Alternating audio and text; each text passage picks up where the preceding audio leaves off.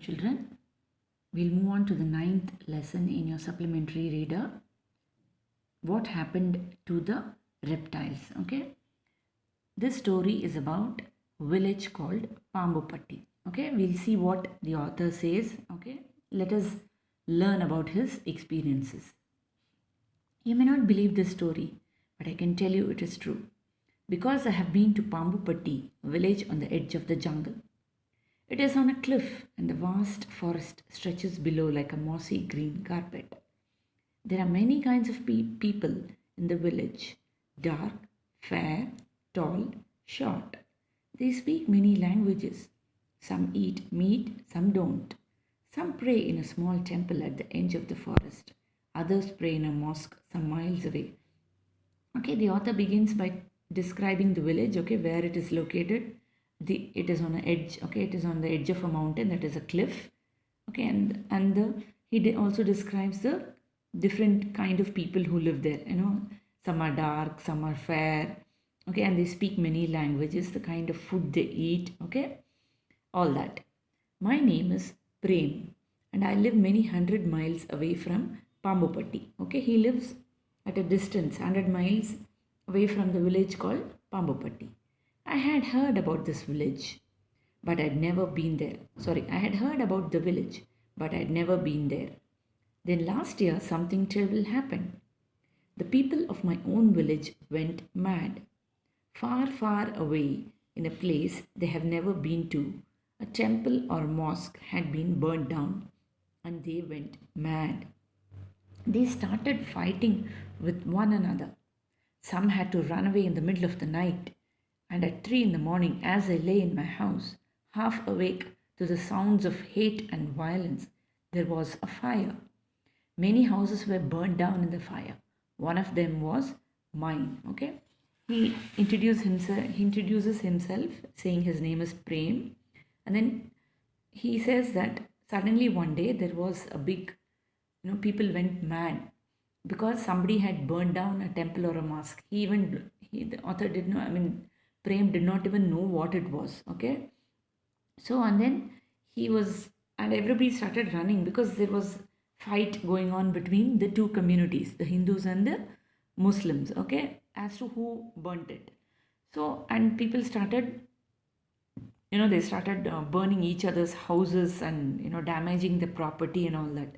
So when Prem was, he was just lying in his house, he heard this sound, and then he saw that people were running and just carrying away whatever they had in their hands, whatever they found, because they couldn't, it wasn't safe to stay there anymore. Okay, I managed to grab a few clothes, some coins, my little Ganesh statue, and I ran. Okay, so even Prem started running, like he did not want to be part of the riot. Okay, so he just wanted to escape from there.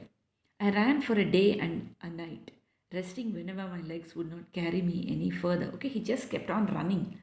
He didn't know where he was going. He just kept on running, but he wanted to run away from that village where there was a big, riot happening there.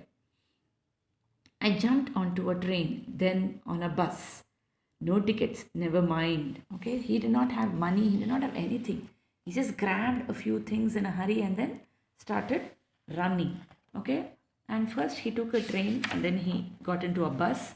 He did not have tickets, but then he just kept on traveling. Okay, see, he's running here, but he just, he seemed to be running non-stop. Everyone was doing that, not only him.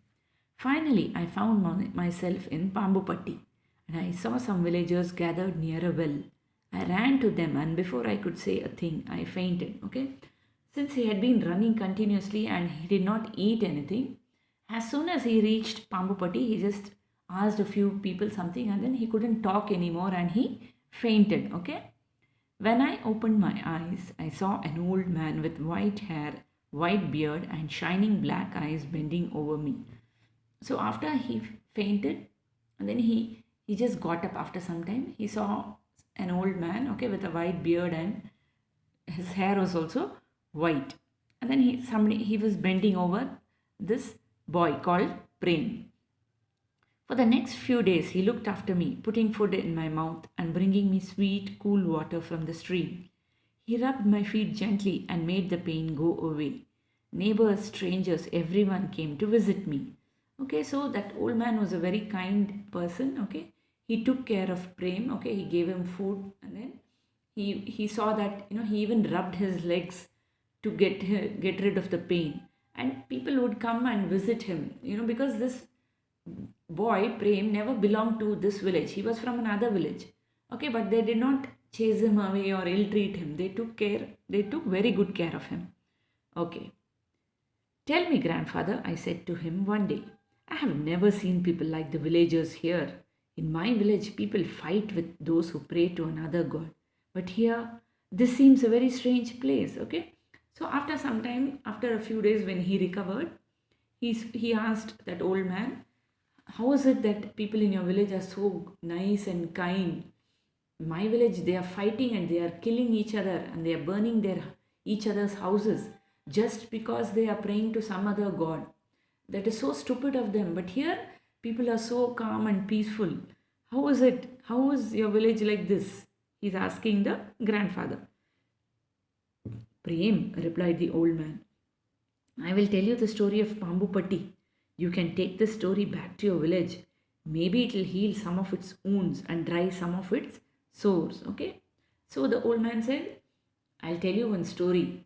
After listening to that story, you can go and tell this story in your village, and people there may feel better. Okay? Because they have been fighting and they're not in a good state of mind. So when they listen to the story, at least they'll feel better. So okay, it may help them to heal their wounds. Okay, because everybody is so sad, feeling sad, and they are in a state of depression. Okay. Oh, grandfather, I said anxiously, don't say that.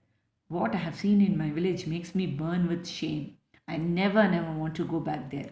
But Prem says, no, this won't happen in my village. You're having a lot of hopes. I'm feeling so bad that I belong to a village where people are fighting with each other. And I'll never go back to my village, he says. But that's exactly why you must go back, he said in a soft voice. I kept quiet. I did not want to argue with him and I wanted to hear his story, okay? But the old man said, he's convincing, he convinces him saying that you have to go back to your village and you have to tell them this story so that they start thinking about what they have done, okay? And then, so Prem was very curious to listen to the story, and I'll tell you the story in the next video, children. Okay, thank you.